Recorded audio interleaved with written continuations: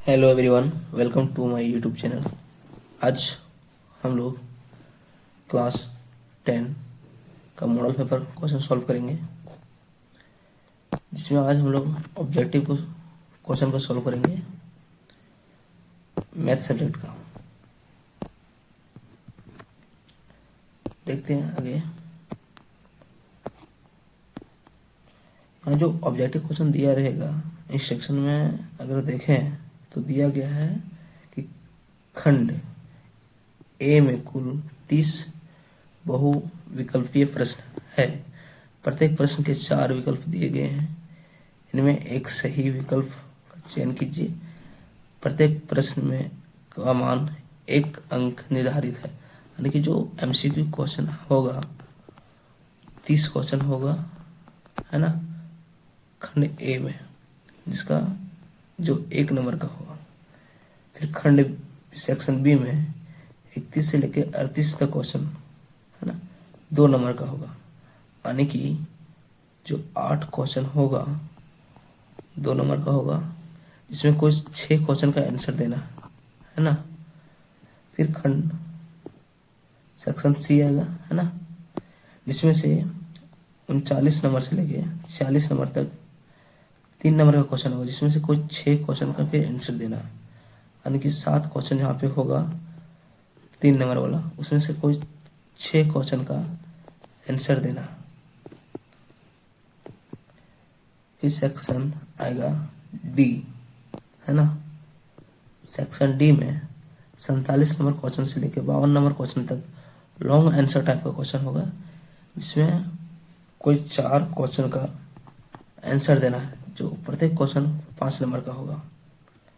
तो इसमें 5 क्वेश्चन होगा, उसमें से 4 क्वेश्चन का आंसर देना है ना। अब प्रत्येक क्वेश्चन 5 नंबर का होगा, तो 20 नंबर का यहाँ का हो गया, है ना। 3 नंबर यहाँ पे, यानी प्रत्येक क्वेश्चन का 3 नंबर, तो 18 नंबर यहाँ पे हो गया, है ना। और यहाँ पे तेरा 12 नंबर हो गया। हम लोग सेक्शन नंबर ए को आज सॉल्व करेंगे। सेक्शन नंबर ए, चलिए देखते हैं फर्स्ट क्वेश्चन क्या बोलता है। फर्स्ट क्वेश्चन, पी जेड बराबर जेड स्क्वायर माइनस 64 के शून्यांक है। यानी यहाँ पे शून्यांक निकालना है ना। तो इसको निकालने के लिए सबसे आसान तरीका से हम लोग निकालेंगे z square minus 64 equal to 0। तो जेड स्क्वायर बराबर क्या हो जाएगा, 64 हो जाएगा। तो जेड बराबर क्या हो जाएगा, अंडर रूट 64। जब ये बाहर निकलेगा तो क्या आएगा, यहाँ पे प्लस माइनस 8 आएगा। सही बात। तो ऑप्शन कौन सा सही हो जाएगा, ऑप्शन ये सही हो जाएगा। ठीक मारते हैं। क्वेश्चन नंबर 2 देखते हैं। दिए गए बिंदुओं P 0,6, बिंदु Q 7,0 एवं बिंदु R 5,0 में कौन बिंदु अक्ष X को प्रतिच्छेदित करता है। तो बिंदु अगर देखा जाए, है ना, अगर यहाँ पे हम बना लें, है ना, PQR, है ना। तो P बोलता है 0,6, यानी कि ये X है, ये Y है। तो X में क्या है 0, Y में है ना, P बिंदु 0,6। फिर Q में क्या है 7,0, यानी कि X Y 0 है। Y जब 0 तो यहाँ पे क्या होता है 0 होता है मूल ओरिजिन में। तो 7,0, तो यहाँ पे आ जाएगा R बिंदु क्या है 5,0, यानी X और Y 0। फिर ये आ जाएगा यहाँ पे। तो यहाँ पे क्या पूछा था हम लोग को, कौन सा बिंदु X को प्रतिच्छेदित करता है। तो यहाँ पे P, Q और R, है ना, जो बिंदु है वो क्या कर रहा है, X एक्सिस को, ये X एक्सिस है यानी वाई एक्सिस है ना। तो एक्स एक्सिस को क्यू और आर प्रतिच्छेदित कर रहा है, तो आंसर क्या हो जाएगा, क्यू एंड आर। तो ऑप्शन ए नहीं होगा, ऑप्शन बी भी नहीं होगा, ऑप्शन सी भी नहीं होगा, ऑप्शन डी होगा, दोनों बिंदु क्यू एवं आर, है ना। आगे बढ़ते हैं। आगे दिया गया है, दो समपरिमेय संख्याओं के बीच कम से कम कितने विषम परिमेय संख्या हो सकती है। दो सम संख्या के बीच कितने विषम परिमेय संख्या हो सकती है ना। तो दो सम परिमेय संख्या एग्जाम्पल के हिसाब से, एग्जाम्पल अगर देखें तो क्या होगा, 2 और 4, दो सम परिमेय संख्या, इसके बीच कितने विषम संख्या है, एक ही तो है, 3, है ना। तो आंसर क्या हो जाएगा, 1। तो option A is the correct answer, है ना। आगे बढ़ते हैं। क्वेश्चन नंबर 4 क्या बोल रहा है, दो क्रमिक विषम संख्याओं का एचसीएफ क्या होगा। दो क्रमिक विषम संख्याओं का एचसीएफ, दो अगर क्रमिक विषम संख्या देखा जाए तो क्या क्या होता है, 3 और 5 हो जाएगा, है ना। और कुछ एग्जाम्पल ले लें तो 7 और 9 हो जाएगा, 7 विषम नहीं होगा, 9, 7 और 11 हो जाएगा। तो दो क्या क्रमिक विषम संख्या, तो इसका जो एचसीएफ आएगा क्या आता है, 1 आता है। इसका भी एचसीएफ क्या आएगा, 1 आएगा, यानी कि दो क्रमिक विषम संख्याओं का एचसीएफ कितना आता है, 1 आता है। इसलिए answer option A is the correct हो जाएगा। आगे बढ़ते हैं। दो चरों y एवं z में रैखिक समीकरण ay plus bz plus c equal to 0 के कितने अधिकतम हल होंगे। अधिकतम हल पूछा है, और यहाँ पे y और z क्या है, चर आने की मतलब होता है जो हर बार, यानी y और z का वैल्यू अगर हर बार अलग अलग पुट करेंगे तो इसका आंसर हर बार अलग आएगा। यानी कि इस यहाँ पे जो आंसर, यानी कि जो सॉल्यूशन होने का जो अधिकतम संभव है वो अनंत है, यानी कि y और z के वैल्यू कभी जो रखेंगे वो आंसर आएगा, है ना। यानी यहाँ पे कुछ भी रखेंगे कुछ अलग आंसर आएगा। तो यहाँ पे y और z वैल्यू जो रखते जाएंगे उस तरह से आंसर आते जाएगा। इसलिए यहाँ पे सॉल्यूशन क्या होगा, इनफाइनाइट हो जाएगा, है ना। एक हो ना होगा, ऑप्शन 2 बी भी नहीं होगा, है ना, 2 भी नहीं होगा, इनफाइनाइट हो जाएगा, अनगिनत होगा, है ना। जितना वैल्यू रखते जाएंगे वाई और जेड का उस तरह से आंसर आते जाएगा, है ना। क्वेश्चन नंबर 6 को देखते हैं। क्वेश्चन नंबर 6, संगत समीकरणों युग्म द्वारा निरूपित रेखाएं कैसी होती है। तो यहाँ पे संगत समीकरण, है ना, पहले देख लेते हैं कौन कौन सा होता है समीकरण, सो लिख के देख लेते हैं, है ना। तो संगत किसमें किसमें होती है, एक होता है a1 by a2 not equal to b1 by b2। ये क्या होता है, संगत होता है, और इसका जो है ना, इसका जो रेखाएं होती है कैसे होता है, प्रतिच्छेदित होता है। इसको देख लेते हैं, है ना। इसकी रेखाएं क्या होती है, प्रतिच्छेदित होती है ना। फिर ऑप्शन दूसरा देख लेते हैं, है ना।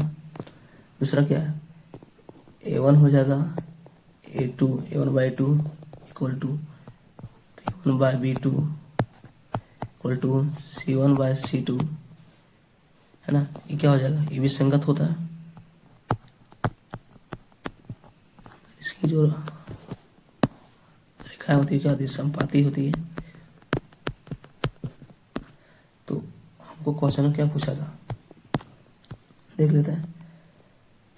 संगत समीकरणों का युग्म द्वारा निरूपित रेखाएं कैसी होती है। तो यहाँ पे जो निरूपित रेखाएं होती है संगत द्वारा, तो संगत 2 होती है ना। तो इसकी जो रेखाएं होती है, एक प्रतिच्छेदित होती है और एक संपाती होती है।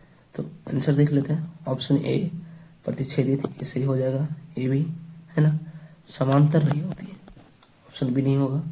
संपाती भी होती है। तो यहाँ पे जो आंसर होगा दोनों होगा, ए एंड सी। यहाँ पे आंसर क्या हो जाएगा, ए एंड सी दोनों सही होगा, है ना। ऑप्शन डी में से कोई नहीं दिया हुआ है। आगे बढ़ते हैं। Question number 7, x² minus 5x plus 6 equal to 0 का मूल है, यानी यहाँ पे x का वैल्यू निकालना है ना। तो x का वैल्यू हम गुणनखंड विधि से निकालेंगे, है ना, आसानी से निकल जाएगा। क्या दिया हुआ है question, x² minus 5x plus 6 equal to 0। तो सबसे निकालने का फर्स्ट स्टेप क्या होता है, 6 को गुना करते हैं, यहाँ पे जो 1 होता है ना उससे कितना आता है, 6 आता है। 6 को अगर गुणनखंड करेंगे तो कितना आएगा, 2 इंटू 3, यानी इसको अगर तोड़ेंगे तो 2 इंटू 3 आएगा। अगर 2 इंटू 3 को गुना, यानी यहाँ पे क्या करना है, इसको जोड़ के या घटा के किसी भी तरह करके यहाँ पे क्या लाना है, -5 लाना है। तो इसको क्या करेंगे, जो -5 आएगा, अगर -2 और -3 को जोड़ देते हैं तो क्या आएगा, -5 आ जाएगा। तो वही करते हैं, है ना।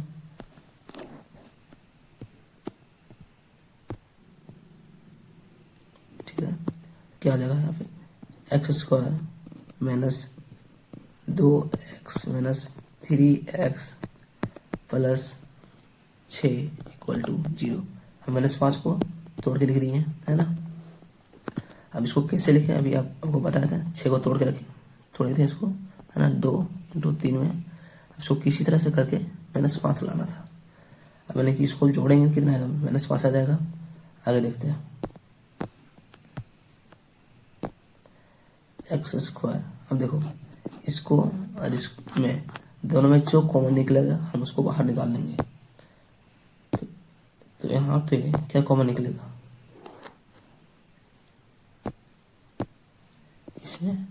इसमें यहाँ भी x है, यहाँ पे भी x है, तो एक x बाहर निकल जाएगा।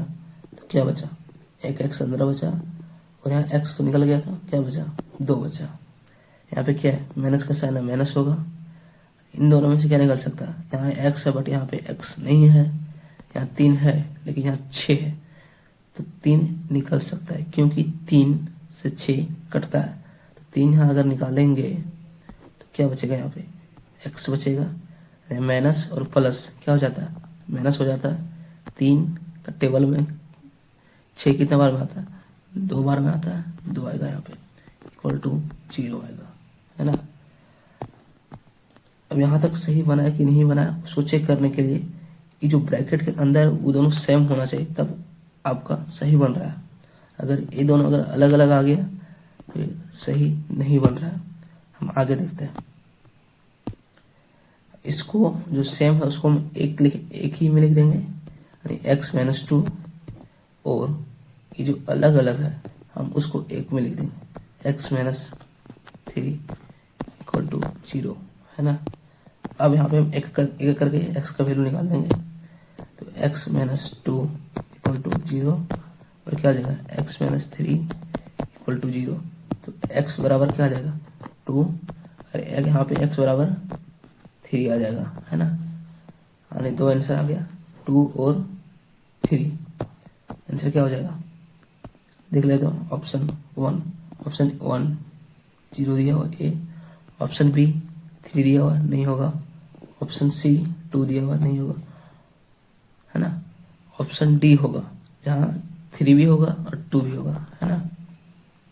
ऑप्शन डी इधर करेक्ट आंसर हो जाएगा। आगे देखते हैं, 2 लगातार विषम धनात्मक पूर्णांक ज्ञात कीजिए जिनका वर्ग के योग 202 है। इसको अगर हम जो लोग द्विघात समीकरण में पढ़े थे, अगर उसके रूल के हिसाब से अगर निकाले जाएंगे तो बहुत लंबा बनेगा। तो यह इस टाइप का जो क्वेश्चन आएगा उसको निकालने का सबसे आसान तरीका, क्योंकि यहाँ पे ऑप्शन हम लोग को दे रखा है, क्योंकि जो भी होगा धनात्मक विषम वो इन्हीं चारों में से कोई एक का होगा। तो एक एक करके हम ऑप्शन चेक करेंगे और उसका आंसर निकालेंगे। यहाँ पे बोला गया 2 लगातार धनात्मक विषम, है ना, उसका पूर्णांकों का वर्ग के योग, वर्ग का योग है ना, कितना होना चाहिए 202। तो हम एक करके चेक करते हैं। 15 और 17 दिया हुआ है, 15 का स्क्वायर कितना होता है 225 होता है। तो यही तो ज़्यादा हो गया, तो इन दोनों का अगर वर्ग जोड़ेंगे तो इससे ज़्यादा आ जाएगा। ऑप्शन ए नहीं होगा। ऑप्शन बी देख लेते हैं। 9 का स्क्वायर कितना होता है 81 है ना, और 11 का 121। अगर दोनों को जोड़ेंगे तो कितना आएगा 81 और 121 को जोड़ेंगे तो कितना आएगा 1 1 2 हो जाएगा है ना, 8 और 2 10 1 2। यानी कि देखो यहाँ पे बी में 9 का स्क्वायर और 11 का स्क्वायर जोड़ने पर कितना आ गया 202 आ गया। यानी कि ऑप्शन बी मेरा सही है ना। तो यहाँ पे सबसे आसान तरीका कि ऑप्शन चेक करके जल्दी बना दें, नहीं तो जो हम लोग रूल पढ़े थे, जिस तरह से हमने पढ़ा था वर्ग द्विघाती समीकरण में, उस तरह से अगर बनाने जाएंगे तो बहुत लंबा चल जाएगा है ना। तो इस तरह से हम लोग सॉल्व कर लेंगे एग्जाम में, जिससे कि जल्दी बन जाएगा। आगे देखते हैं, निम्नलिखित में कौन एपी नहीं में है, यानी इनमें से कौन एपी नहीं है। तो एपी नहीं, एपी हम लोग किसको बोलते हैं, जिसका जो कॉमन डिफरेंस होता है ना सेम होता है, यानी इसके बीच का जो डिफरेंस होता है क्या होता है सेम होता है ना। इसके बीच का अगर डिफरेंस सेम है तो क्या हो जाएगा एपी है, अगर डिफरेंस सेम नहीं है तो क्या एपी नहीं होगा। तो फर्स्ट हम लोग क्वेश्चन को देखते हैं है ना। फर्स्ट क्वेश्चन में क्या है 2 4 6 8, यहाँ पे जो कॉमन डिफरेंस है कितना का है 2 का है, 2 का है ना, कॉमन डिफरेंस सही है, यानी कि क्या हो जाएगा ऑप्शन ए एपी है। ऑप्शन बी को देखते हैं, 1 और 9 के बीच कितना डिफरेंस है 8 का, 9 और 17 का बीच कितना डिफरेंस है 8 का, 17 और 25 के बीच कितना डिफरेंस है 8 का, यानी बी भी क्या एपी है, ए भी एपी है, बी भी एपी है। सी को देखते हैं, -10 -6, -10 और -6 के बीच कॉमन डिफरेंस कितना है, कितना हो जाएगा 4 का डिफरेंस है, सही है। -2 और -6 के बीच भी 4 का डिफरेंस है ना, -2 और 2 के बीच भी 4 का डिफरेंस है, इसलिए ये एपी है। ऑप्शन डी, 1 और 4 के बीच कितना का डिफरेंस है 3 का है ना, 4 और 9 के बीच कितना का डिफरेंस है 5 का, 9 और 16 के बीच कितना का डिफरेंस है 7 का, 16 और 25 के बीच कितना का डिफरेंस है 9 का। यानी यहाँ पे जो डिफरेंस आ रहा है क्या आ रहा है अलग अलग आ रहा है, इसलिए ऑप्शन डी एपी नहीं है। तो ऑप्शन डी मेरा क्या हो जाएगा सही हो जाएगा, क्योंकि वो क्वेश्चन में क्या बोला था इनमें से कौन एपी नहीं है। तो ऑप्शन डी मेरा एपी नहीं है। आगे देखते हैं क्वेश्चन नंबर 10, 1 4 10 7 10 के 28वें पद का मान है, यानी यहाँ जो एपी दे रखा है इसमें से हम लोग को 28वें पद निकालना है ना, तो आसानी से निकल जाएगा। क्या दिया हुआ है यहाँ पे, जो फर्स्ट पद दिया गया है कितना दिया गया है, यानी ए बराबर 1 है ना। जो कॉमन डिफरेंस अगर निकालेंगे कितना होगा, कॉमन डिफरेंस कैसे निकालते हैं, आगे वाले पद है ना से पीछे वाले पद को क्या करते हैं घटाते हैं, यानी आगे वाला पद क्या है 4 और उसके पीछे वाला पद कितना है 1, तो इसको घटाएंगे कितना आता है 3, यानी कॉमन डिफरेंस कितना है 3 का है ना। और निकालना कौन सा पद है 28वें पद निकालना है ना। तो कौन सा फॉर्मूला से निकालेंगे, क्या हम लोग फॉर्मूला पढ़े थे ए एन है ना, जिस पद का निकालना है ना, ए प्लस एन -1 डी है ना। तो ए एन क्या है मतलब ए 28वां का पद निकालना है ना, ए बराबर कितना 1 प्लस एन कौन सा पद निकालना 28वां पद निकालना है ना, डी कितना 3, 1 प्लस घटाएंगे कितना आ जाएगा 27 गुने 3 कितना 1 प्लस, सो अगर मल्टीप्लाई करेंगे तो कितना आएगा 7 या 21 है ना, 3 दूने 6 और 2 8, कितना आ गया 82 आ गया है ना। यानी कि क्या हो जाएगा 28वां पद 82 हो जाएगा। ऑप्शन चेक करते हैं, ऑप्शन ए 50 दिया हुआ नहीं होगा, ऑप्शन बी 45 दे रखा है, नहीं होगा। ऑप्शन सी 82 दे रखा है, यानी मेरा सही आंसर यहाँ पे ऑप्शन सी क्या हो जाएगा, सही हो जाएगा, है ना।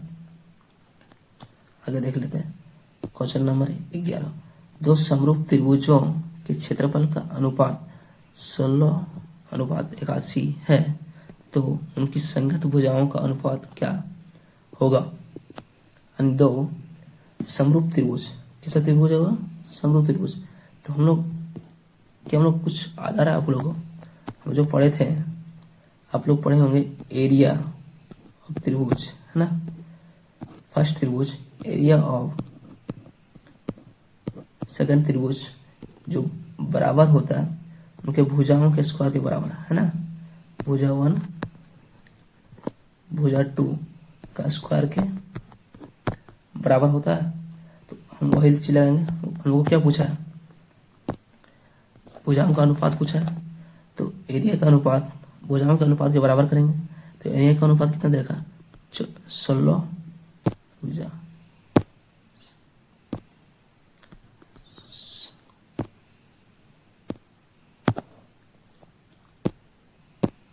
है ना, 16:81 दे रखा है ना। हमको भुजाओं निकालना है, तो भुजा 1 को हम ए मान लेते हैं, है ना।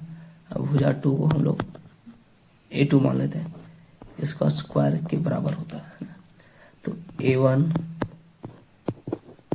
A2 बराबर क्या हो जाएगा, अंडर रूट, इधर स्क्वायर था इधर जाएगा तो क्या हो जाएगा, अंडर रूट हो जाएगा, है ना, 81 हो जाएगा। तो कितना आएगा, A1 बाय A2, 16 को अगर बाहर निकालेंगे 4 आएगा, 81 को बाहर निकालेंगे 9 आएगा, यानी कि क्या हो जाएगा यहाँ पे, A1 रेशियो A2 बराबर हो जाएगा 4:9, यानी कि जो भुजाओं का अनुपात होगा क्या होगा, 4:9 होगा, है ना। ऑप्शन चेक कर लेते हैं हम लोग, है ना।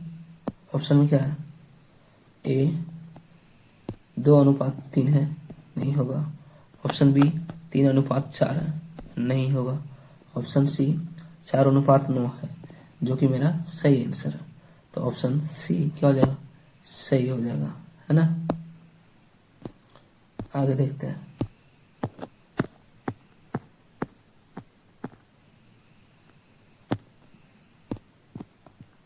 समचतुर्भुज के विकर्ण 12 और 16 है, इसकी प्रत्येक भुजाओं की लंबाई होगी, यानी समचतुर्भुज दे रखा है ना, जिसकी भुजाओं क्या होता है, बराबर होता है, और इसके दो विकर्ण दे रखे हैं, है ना, 12 और 16।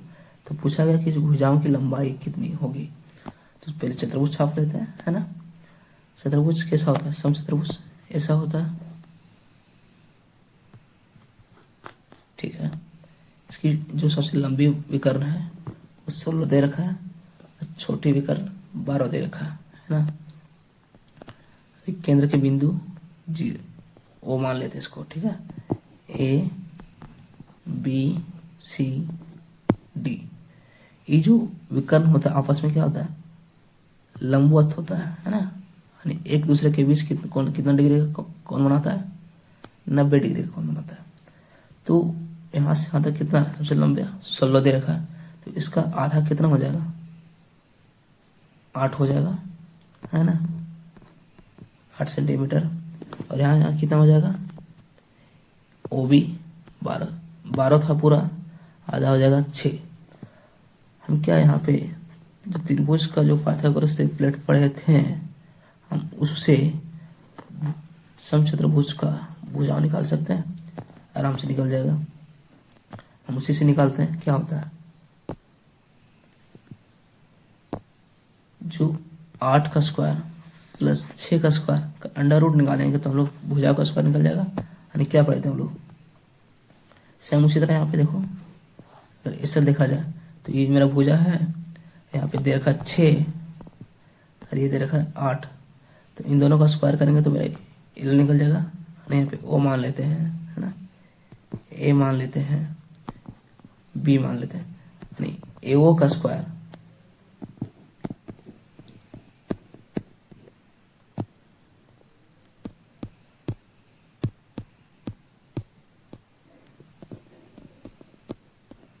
है ना, AO का स्क्वायर प्लस OB का स्क्वायर बराबर क्या हो जाएगा, AB का स्क्वायर। सही है, यही तो पाइथागोरस होता है फॉर्मूला पाइथागोरस थ्योरम का। इसका स्क्वायर यानी भुजा 1 का स्क्वायर प्लस भुजा 2 का स्क्वायर का जो तीसरा होता है ना, उसके बराबर होता है। अरे 90 डिग्री का बना रहा है, इसलिए पाइथागोरस हम लगा सकते हैं। अगर यहाँ 90 डिग्री नहीं बनता तो हम पाइथागोरस नहीं लगा पाते। ठीक है, आगे चलते हैं।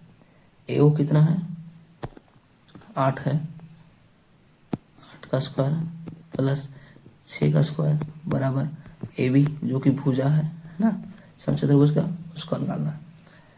तो 8 × 64 हो गया, 8 का स्क्वायर, 6 × 36 हो गया, स्क्वायर इधर आके अंडर रूट हो जाएगा, है ना, बराबर AB।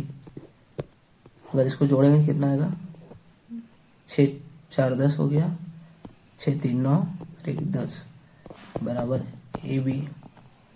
AB बराबर कितना हो गया यहाँ पे,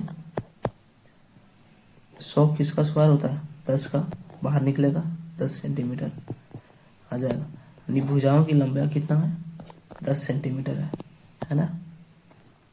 तो सही ऑप्शन क्या हो जाएगा, देख लेते हैं, है ना। ऑप्शन ए 19 दे रखा है, नहीं होगा, है ना। ऑप्शन बी 14 सेंटीमीटर दे रखा है, जो कि नहीं होगा। ऑप्शन सी 10 सेंटीमीटर दे रखा है, ऑप्शन सी क्या हो जाएगा, सही हो जाएगा, है ना। आगे बढ़ते हैं।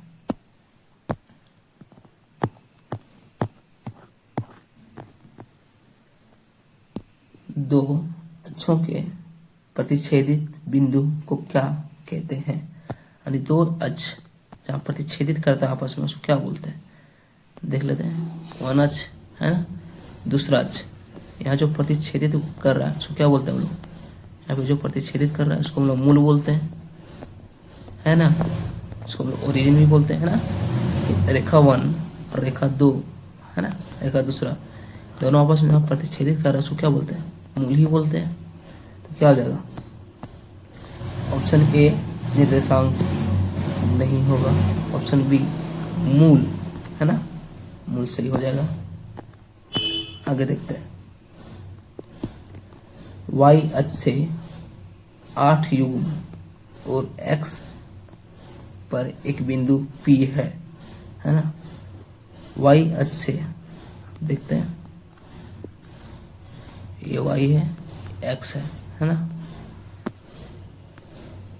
यहाँ पे क्या होता है, 0, है ना। y अक्ष से, y अक्ष है ना, यहाँ से 8 युग्म दूर, है ना, x अक्ष पर, कहाँ पे, x अक्ष पर जो बिंदु है P स्थित है, क्या है स्थित है, P का निर्देशांक क्या होगा, तो क्या होगा यहाँ पे, कितना दूरी, 8, तो 8 हो जाएगा। और y में क्या होता है, 0, तो 8, 0 हो जाएगा इसका निर्देशांक, क्योंकि निर्देशांक में पहले क्या आता है, x आता है, दूसरा y आता है। तो x कितना है, 8, और y कितना है, 0 है, तो 8, 0 हो जाएगा, आंसर सही, है ना। तो ऑप्शन ए 8, 0 सही हो जाएगा, जो कि, है ना। आगे देखते हैं।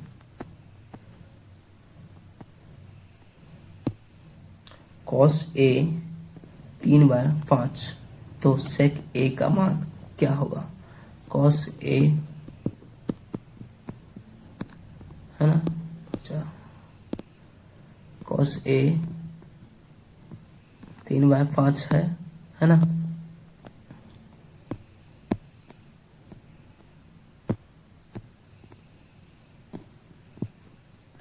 तो पूछा है sec A का वैल्यू पूछा है, तो cos का उल्टा क्या होता है, sec होता है। तो cos कितना है, 3/5 है, तो sec कितना हो जाएगा, 5/3 हो जाएगा, है ना। तो आंसर क्या हो जाएगा, 5/3, तो हम मारेंगे, ठीक। ऑप्शन ए 4/3 नहीं होगा, ऑप्शन बी 2/3 नहीं होगा, ऑप्शन सी 5/3, जो कि मेरा सही आंसर है ना। आगे बढ़ते हैं।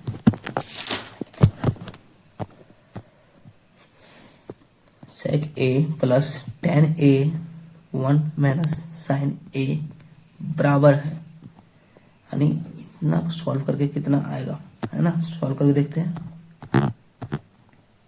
है ना। क्या दे रखा है, sec a plus tan a। इसको पहले मिटा लेते हैं, इससे कि हम लोग आसानी से सॉल्व कर पाएंगे।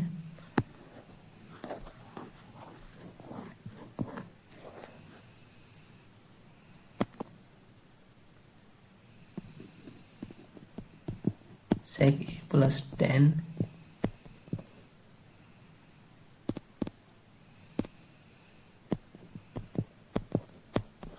a, यहाँ पे याद रखा 1 माइनस साइन a, है ना। 1 माइनस साइन a। इसको अगर सॉल्व करेंगे तो क्या आएगा, देख लेते हैं, सॉल्व करते हैं। sec a को हम लोग क्या लिख सकते हैं, 1 बाय cos a लिख सकते हैं, क्योंकि sec का उल्टा क्या होता है, cos होता है, प्लस tan a क्या लिख सकते हैं, tan a को हम लोग sine a by cos a लिख सकते हैं, ब्रैकेट 1 माइनस साइन a को इसी तरह रहने देते हैं, उसको कोई छेड़छाड़ नहीं करते, है ना। आगे बढ़ेंगे, क्या आएगा, cos a को एलसीएम ले लेंगे, है ना। 1 क्या आ जाएगा, 1 प्लस साइन a हो जाएगा, और यहाँ पे क्या हो जाएगा, 1 माइनस साइन a। अच्छा, आप लोग जब एक फॉर्मूला पढ़े होंगे, यहाँ दिख रहा होगा, है ना, 1 plus sine a into 1 minus sine a, यानी a प्लस b और इंटू a माइनस b बराबर क्या होता है, a square minus b square होता है। हम वही करते हैं, यहाँ पे बन जाएगा 1, यानी a क्या है, 1 का square minus sine square a by cos a, कितना हो जाएगा, 1 minus sine square a by cos a। एक फॉर्मूला आप लोग पढ़े होंगे, 1 माइनस साइन स्क्वायर ये बराबर होता क्या होता है, कॉस स्क्वायर ये होता है, हाँ, तो वही लिखेंगे यहाँ पे, cos square a by cos a। Cos a से एक कॉस कट जाएगा, यहाँ पे कितना बचेगा, एक कॉस a बचेगा, आंसर क्या हो जाएगा, कॉस a हो जाएगा, है ना, फाइनल आंसर मेरा। तो ऑप्शन कौन सा सही हो जाएगा, देख लेते हैं। ऑप्शन ए साइन a नहीं होगा, ऑप्शन बी कॉस a, जो कि मेरा सही है। आगे देखते हैं, क्वेश्चन नंबर 17, है ना। क्वेश्चन नंबर 17 क्या बोल रहा है, कॉट a बराबर 1, तो a का मान क्या होगा, है ना। कॉट a का वैल्यू अगर 1 है तो यहाँ थीटा का मान कितना होगा। कॉट a का मतलब क्या होता है, a क्या है मेरा, थीटा है, थीटा यानी कि कितना डिग्री होगा यहाँ पे, है ना, कितना एंगल होगा इस एंगल पर। कॉट a का वैल्यू 1 होता है, तो हम लोग पढ़े थे कॉट 45 डिग्री पर क्या होता है, कॉट का वैल्यू कितना होता है, 1 होता है। तो यहाँ थीटा बराबर कितना हो जाएगा, 45 डिग्री हो जाएगा। तो ऑप्शन सी बराबर क्या है, सही है, ठीक है। आगे देखते हैं,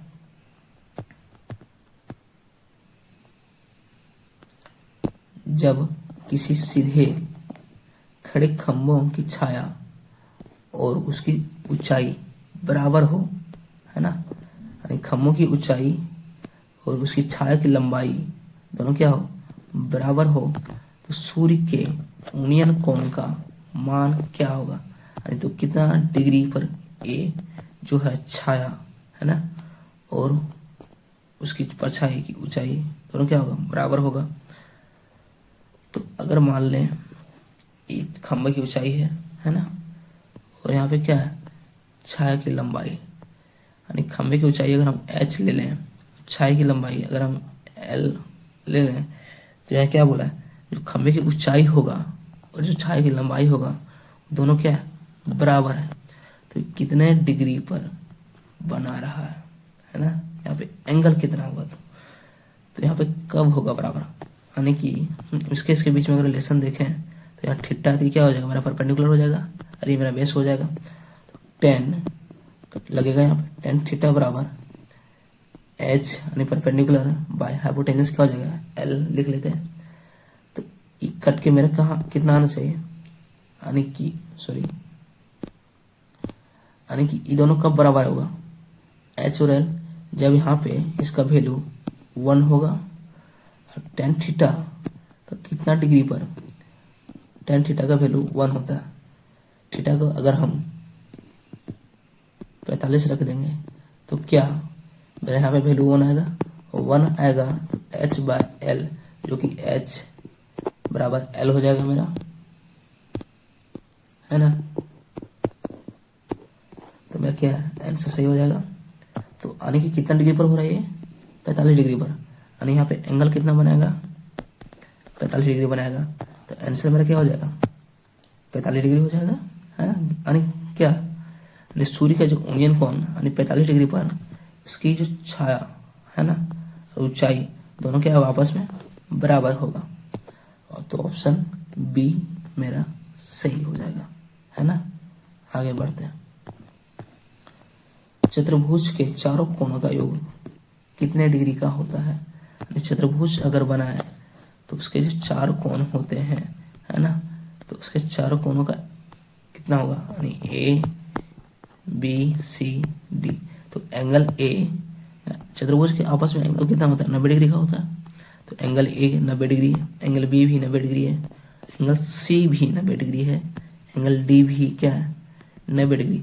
तो इन चारों को अगर जोड़ दिया जाए 90 90 90, है ना, 90 प्लस 90 प्लस 90 प्लस 90, तो जोड़ेंगे कितना आएगा सर, टोटल 360 आएगा। हाँ, यानी चतुर्भुज के चारों कोणों का योग कितना है, 360 है। तो ऑप्शन बी मेरा क्या हो जाएगा, सही हो जाएगा। आगे बढ़ते हैं। क्वेश्चन नंबर 20, दशमिक संख्या 111 है तो क्या होगा। यानी अगर 111 संख्या है तो क्या क्या हो सकता है, पूर्णांक, पूर्ण संख्या, ऑप्शन बी प्राकृतिक संख्या, ऑप्शन सी परिमेय संख्या, ऑप्शन डी इनमें से सभी। तो पूर्ण संख्या किसको बोलते हैं, जो 0 से स्टार्ट होता है, यानी कि 111 भी 0 से स्टार्ट हुआ है तो पूर्ण संख्या भी होगा, सही बात। आगे देखते हैं। प्राकृतिक संख्या, प्राकृतिक संख्या किसको बोलते हैं, जो 1 से स्टार्टिंग होता है ना, 1 से आगे तक, यानी कि जो 111 है, ये जो इसका नंबर है 1 से स्टार्ट हुआ है, यानी कि, है ना, 1 2 3, तो 100 बाद 111 आया होगा, यानी कि ये भी क्या है, प्राकृतिक संख्या भी है। आगे देखते हैं। परिमेय संख्या किसको बोलते हैं, जो p बाई क्यू के फॉर्म में लिख सकते हैं उसको, है ना, और जहाँ q नॉट इक्वल टू 0 हम लोग उसको बोलते हैं प्राकृतिक संख्या। तो क्या 111 बाई 1 ये क्या नहीं है, परिमेय संख्या, परिमेय संख्या है। यानी कि पूर्ण संख्या भी 111 है, प्राकृतिक संख्या भी है और परिमेय संख्या भी है। तो ऑप्शन डी क्या हो जाएगा मेरा, सही हो जाएगा। आगे बढ़ते हैं। क्वेश्चन नंबर 21, किसी त्रिभुज एबीसी के दो भुजाएं AB बराबर 7 सेंटीमीटर, BC बराबर 4 सेंटीमीटर, निम्न में से तीसरा भुजा के माप लिए क्या संभव हो सकता है। यानी दो भुजाओं की, है ना, लंबाई दे रखा है, तो तीसरे भुजाओं की माप क्या होगा। यानी अगर एक त्रिभुज लें तो एक अगर 7 है दूसरा 4 है, तो तीसरा को पूछा क्या क्या हो सकता है ना। तीसरा भुजा अगर किसी त्रिभुज में अगर जाए तो अगर दो भुजा दे रखा, तीसरा भुजा क्या हो सकता है, इन दोनों का योग के बराबर आ तो उससे छोटा, है ना, आ तो इन दोनों का डिफरेंस, है ना। क्या क्या संभव हो सकता है देख लेते हैं, है ना। संभव क्या संभव है इसको,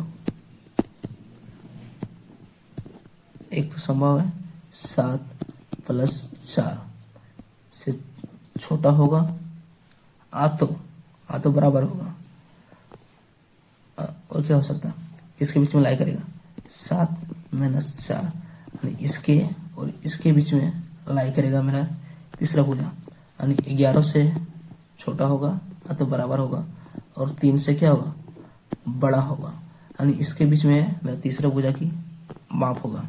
तो ऑप्शन देख लेते हैं क्या दे रखा है। ऑप्शन ए दे रखा है 6 सेंटीमीटर, जो कि मेरा 3 से बड़ा है और 11 से क्या है, छोटा है, यानी ये भी हो सकता है। ऑप्शन भी क्या है 8 सेंटीमीटर, ये भी मेरा क्या है 3 से बड़ा है और 11 से छोटा है, तो ये भी हो सकता है। ऑप्शन सी 12 सेंटीमीटर, जो कि 3 से बड़ा है लेकिन 11 से क्या है, बड़ा है। यहाँ पे 11 से क्या होना चाहिए, छोटा होना चाहिए, तो ऑप्शन सी मेरा नहीं होगा। तो ऑप्शन डी जहाँ पे दे रखा है ए एवं बी दोनों होगा, यानी मेरा दोनों आंसर सही है, यानी दोनों हो सकता है, यानी option number D is the correct answer, है ना। आगे बढ़ते हैं। एक पासे को उछालने पर एक सम संख्या आने की प्रायिकता है, यानी पासे को अगर उछालेंगे, पासे में कौन कौन सा नंबर होता है, 1 होता है, 2 होता है, 3 होता है, 4 होता है, 5 होता है, 6 होता है ना। ये संख्या होता है पासे में। तो पूछा है सम संख्या आने की प्रायिकता, तो सम संख्या कौन कौन सा है, 1 2 3 ठो क्या है सम संख्या, यानी टोटल 6। तो प्रायिकता कैसे निकालते हैं, कितनी संख्या है सम 3, कितनी टोटल है ना 6, यही मेरा प्रायिकता होता है। तो काटेंगे कितना आएगा 1/2, यानी प्रायिकता कितना हो जाएगा 1/2। तो ऑप्शन कौन सा सही हो जाएगा देख लेते हैं। ऑप्शन ए दे रखा 1, जो कि नहीं होगा, है ना। ऑप्शन बी 1/2, जो कि मेरा सही आंसर है। ऑप्शन सी 0 नहीं होगा। ऑप्शन डी इनमें से कोई नहीं, गलत हो जाएगा, है ना। आगे देखते हैं क्वेश्चन नंबर 23। निश्चित होने वाली घटना की प्रायिकता क्या, निश्चित होने वाली घटना की प्रायिकता 1 होता है हमेशा, है ना। जो अनिश्चित होने वाली घटना होता है उसकी प्रायिकता क्या होता है 0 होती है, लिख देते हैं। लेकिन जो निश्चित घटना होता है ना, उसकी प्रायिकता कितना होता है 1 होता है। जो अनिश्चित होता है ना, उसकी घटना क्या होता है प्रायिकता 0 होगा, यानी कि अगर निश्चित घटना है तो उसकी प्रायिकता 1 होगा, और अनिश्चित है तो उसकी प्रायिकता 0 होगा। तो हमें पूछा गया निश्चित घटना, है ना, निश्चित घटनाओं की प्रायिकता कितना हो जाएगा 0 नहीं होगा, 1 हो जाएगा, बी भी नहीं होगा, है ना, सी भी नहीं होगा, ऑप्शन नंबर डी हो जाएगा। आगे बढ़ते हैं। एक पासा, है ना, एक पासा को उछाला जाता है तो 3 के गुणांक, है ना, 3 के गुणांक संख्या आने की प्रायिकता है, यानी पासे में क्या क्या होता है अभी देखे थे ऊपर में, 1 होता है, 2 होता है, 3 होता है, 4 होता है, 5 होता है, 6 होता है। तो इनमें से कौन कौन सा 3 का गुणांक है, एक 3 खुद ही 3 का गुणांक है, एक 6 3 का गुणांक, यानी 2 संख्या है जो 3 का गुणांक है। तो प्रायिकता आने की संभावना क्या हो सकता है, कितनी संख्या जो 3 का गुणांक है 2 संख्या, और टोटल संख्या कितना है 6, काटेंगे कितना आएगा 1/3 हो जाएगा, है ना, यानी कि ऑप्शन ए 1/2, ऑप्शन बी 1/3, तो मेरा ऑप्शन बी हो जाएगा सही 1/3, है ना।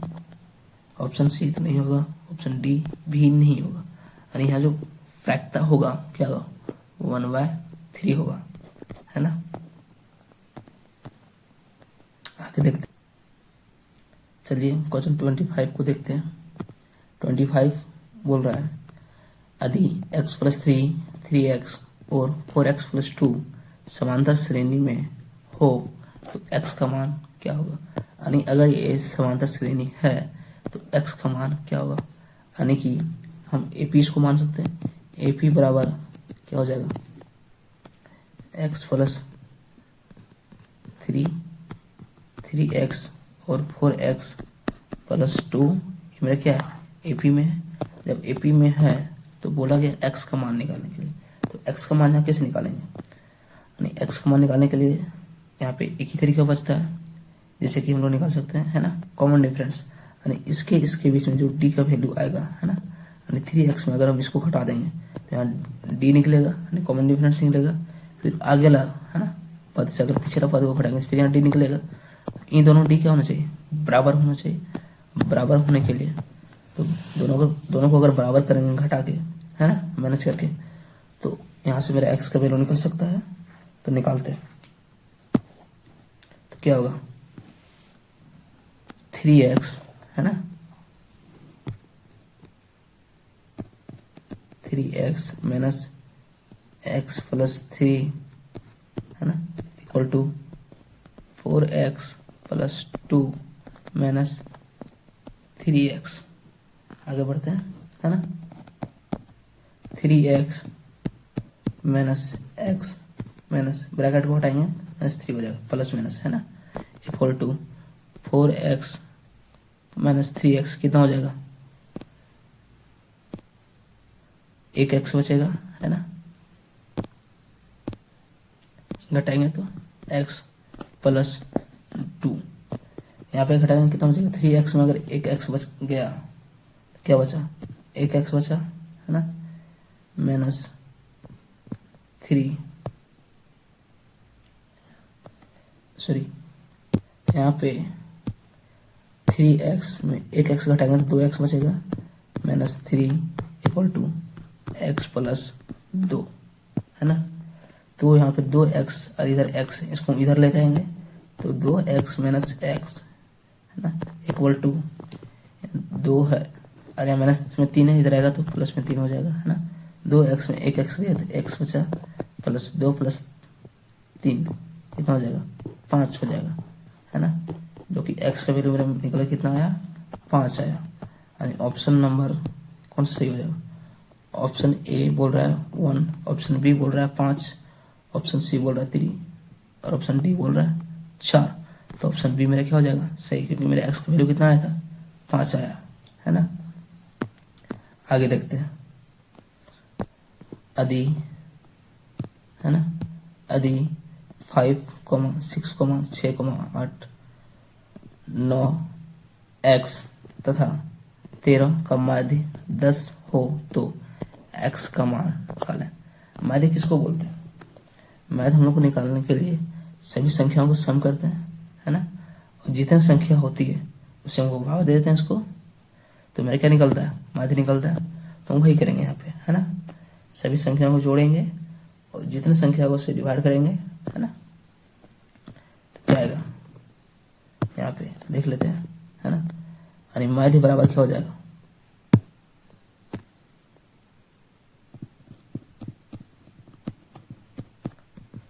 5 प्लस 6 प्लस 8 प्लस 9, है ना, प्लस x, और कोई संख्या है क्या नहीं है, तो उसको डिवाइड दे देंगे। कितना संख्या 1 2 3 4 5, कुछ छोटा है का, है ना, 13 है ना। इसको अगर डिवाइड दे दें कितना संख्या 1 2 3 4 5 6 संख्या से अगर डिवाइड दे देंगे तो माध्य मेरा निकल जाएगा। और माध्य मेरा दे रखा है कितना 10 दे रखा बराबर, इन सबको जोड़ेंगे कितना है 6 5 13, है ना, 6 5 11 11 8 19 19 और 9 28 28 और 13 कितना हो जाएगा 41 हो जाएगा।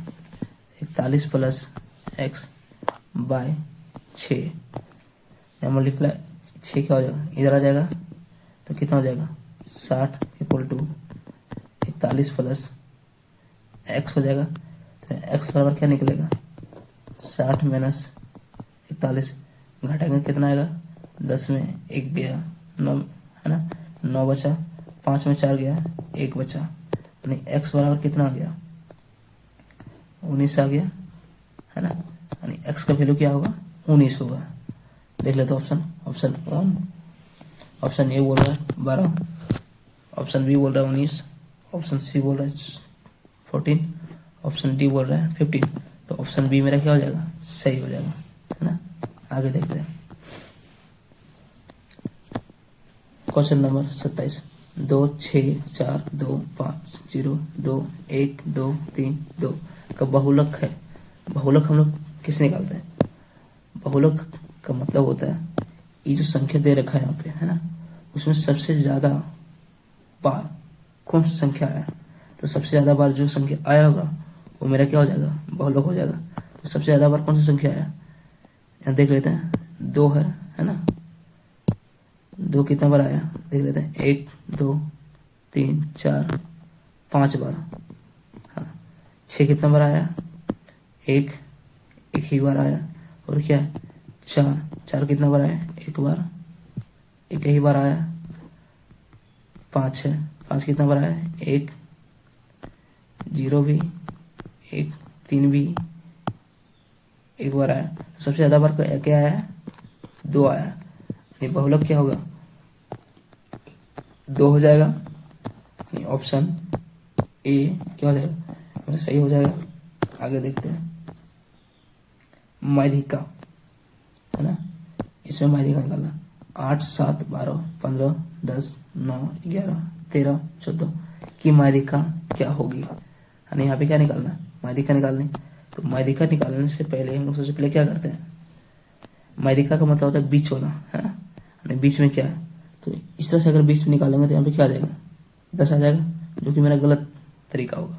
माध्यिका निकालने से सबसे पहले यहाँ पे आरोही क्रम में इसको, है ना, सजाना होगा। तो आरोही क्रम में इसको पहले लिखने के लिए क्या, पहले आरोही क्रम में इसको लिख लेते हैं, है ना। तो आरोही क्रम में कैसे लिखेंगे? सबसे छोटा क्या है? 7, है ना। उसके बाद 8 9 10 11 12, है ना, 13 और क्या 14 15, है ना। अब मेरा ये क्या हो गया? आरोही क्रम में हो गया। अब यहाँ से जो भी बीच वाला होगा वो क्या होगा? मेरा माध्यिका होगा। तो बीच में क्या है मेरा? कितना संख्या? 1 2 3 4 5 6 7 8 9। 4 को इधर ले लेते हैं, है ना, 4 इधर। तो बीच में मेरा क्या आ गया? 11 आ गया, जो कि मेरा क्या है? बीच में है। तो यहाँ पे क्या हो जाएगा? माध्यिका 11 हो जाएगा। तो आंसर क्या हो जाएगा? 11। ये ऑप्शन ए नहीं होगा, ऑप्शन बी होगा, है ना। ऑप्शन बी क्या हो जाएगा? सही हो जाएगा। यानी यहाँ पे माध्यिका क्या हो जाएगा? 11। आगे देखते हैं। आदि दो वृत्त, है ना, आदि दो वृत्त केंद्रों के मध्य की दूरी उनकी त्रिज्याओं के योग से अधिक हो तो उनकी उभयनिष्ठ स्पर्श रेखाएं की संख्या क्या होगी? यानी कहना चाह रहा है कि जो दो सर्कल है ना, दो सर्कल के बीच की जो त्रिज्या है ना, उसके ज्यादा है क्या उसका डिफरेंस। यानी कि कहना चाह रहा है, यानी दो सर्कल है ना, दो वृत्त की जो त्रिज्या है उसके योग से ज्यादा है उनके मध्य, उनके बीच की दूरी, है ना। तो यहाँ पे जो डी निकलेगा वो क्या दे रखा है? R1 + R2 से ज्यादा दे रखा है डी। और पूछा क्या हमको? उनकी उभयनिष्ठ रेखाओं की संख्या पूछा। उभयनिष्ठ मतलब दोनों को टच करते हुए कितनी संख्या, कितनी रेखाएं जा सकती है। तो वृत्त 1 वृत्त 2, है ना, अगर बीच में इतनी दूरी है ना, तो उसके बीच उस दोनों से टच करते हुए कितनी रेखा जा सकती है? एक रेखा ऐसी जा सकती है ना, एक रेखा ऐसे जा सकती है और एक रेखा ऐसे जा सकती है और एक रेखा ऐसे जा सकती है। क्या कोई और पॉसिबल है? नहीं है। तो कितनी रेखा होंगे? 1 2 3 4, यानी 4 रेखाएं, है ना, स्पर्श करते हुए जाएगी। यानी आंसर क्या हो जाएगा यहाँ पे? 4, है ना। तो ऑप्शन ए नहीं होगा, ऑप्शन बी भी नहीं होगा, ऑप्शन सी नहीं होगा, ऑप्शन डी क्या हो जाएगा मेरा? सही हो जाएगा। आगे देखते हैं लास्ट क्वेश्चन, है ना, क्वेश्चन नंबर 30। दो गोले का आयतन का अनुपात 64:27 है, उनके पृष्ठ क्षेत्रफल का अनुपात होगा, यानी कि उनके एरिया का अनुपात क्या होगा, है ना। एरिया का अनुपात निकालने के लिए जो भी होगा उसका रेडियस का स्क्वायर वही होगा। तो वॉल्यूम कितना होता है, यानी कि आयतन बराबर क्या होता है गोले का 4/3πr³ होता है।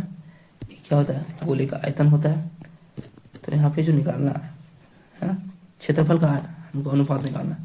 तो क्षेत्रफल का अनुपात कैसे निकालेंगे, पहले हम यहाँ पे रेडियस का अनुपात निकालेंगे, यानी कि गोले 1 है ना, गोले 1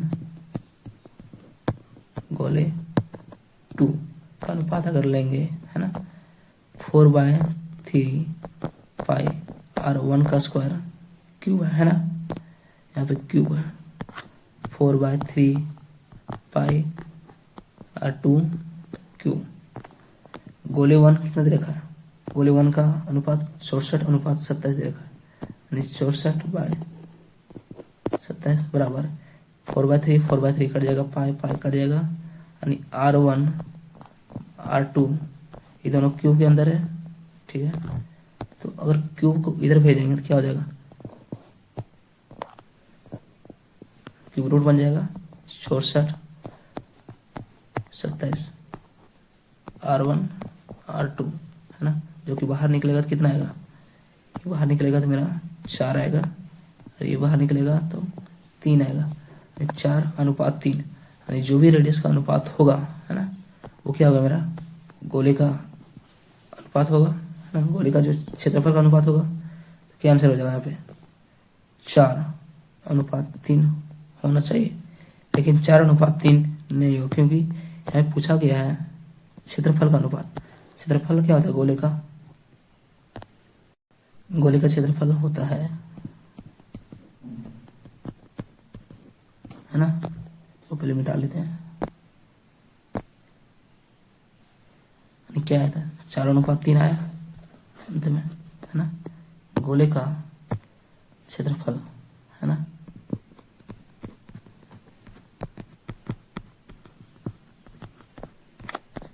फोर पाई आर स्क्वायर, यानी रेडियस जो भी होगा उसको अगर स्क्वायर कर देंगे तो मेरा क्या आ जाएगा, गोले का क्षेत्रफल का अनुपात आ जाएगा। तो यहाँ कितना है इसका अनुपात, रेडियस का अनुपात, यानी R1/R2 बराबर क्या आया था 4:3 आया था। तो इसका जो स्क्वायर कर देंगे, यानी कि 4/3 का स्क्वायर करेंगे तो क्या आ जाएगा मेरे यहाँ पे क्षेत्रफल का अनुपात आ जाएगा, क्योंकि यहाँ रेडियस क्या है स्क्वायर में है ना। 4 का स्क्वायर कितना हो गया 16, और 3 का स्क्वायर 9, यानी 16:9 क्या हो जाएगा, आंसर हो जाएगा है ना, यानी 16:9 हो जाएगा मेरा उनके पृष्ठ क्षेत्रफल के अनुपात के बराबर है ना। तो ऑप्शन कौन सा सही हो जाएगा देख लेते हैं है ना, ऑप्शन चेक करते हैं। Option A 2:3, option B 4:7, option C 16:9 जो कि मेरा सही है ना। मैं आशा करता हूँ आप सभी को यहाँ तक समझ आया होगा है ना, और जो भी दिक्कत होगा कमेंट में बताइए, आपका रिप्लाई जरूर मिलेगा। ठीक है, थैंक यू देखने के लिए यहाँ तक।